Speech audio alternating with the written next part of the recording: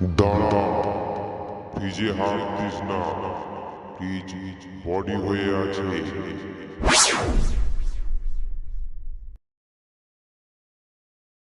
দাঁড়া, গ্যাস জ্বালাস না।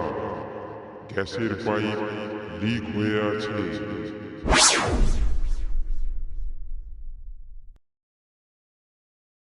দাঁড়া, বাইরে বেরোস না।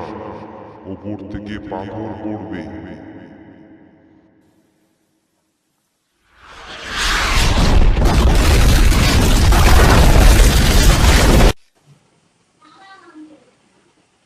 আপনি যে কেউ হন, আপনাকে অনেক ধন্যবাদ। কিন্তু আমাকে একটা কথা বলুন তো, যখন আমি বিয়ে করতে যাচ্ছিলাম তখন কি আপনার গলা বসে গিয়েছিল? না, আমি তখনও তোকে বলেছিলাম, কিন্তু তুই তখন